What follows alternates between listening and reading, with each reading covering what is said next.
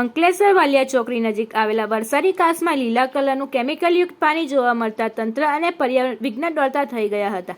ઘટનાની વિગતો અંકલેશ્વર જીઆઈડીસીમાં આવેલ રાધે ઇન્ડસ્ટ્રીયલ અને કેડિલા ઝાયડલ કંપનીની SWP લાઇનમાં પસાર થાય છે, જેમાં રાધે ઇન્ડસ્ટ્રીયલ પાસે કોઈ કારણોસર લાઇનનો પાઇપ પીગળી જતા અંદર રહેલા કેમિકલયુક્ત પાણી જાહેરમાં વહેતું થયું હતું, જે વરસાદી કાસમાં થઈ પિરામન ફાઇનાન્સ પમ્પિંગ સ્ટેશન સુધી પહોંચ્યું હતું.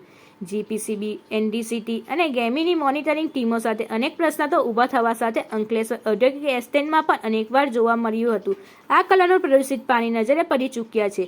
ઘટના અંગેની જાણ થતાં તમામ તપાસ એજન્સી સ્થળ પર દોડી આવી હતી.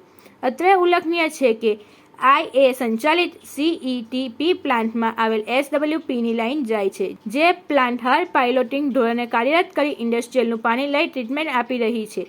AWML CETPની કન્સેપ્ટની તૈયારી વચ્ચે આ ઘટના સામે આવતા અનેક સવાલો ઊભા થઈ રહ્યા છે.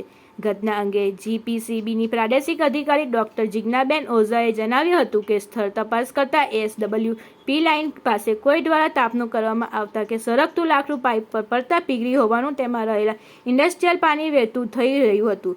વધુમાં આ દૂષિત પાણી ત્વરિત અસરની ફિલ્ટર કરી ટ્રીટમેન્ટ માટે મોકલી આપવામાં આવ્યું હતું અને આ અંગે હાલ તપાસ ચાલી રહી છે.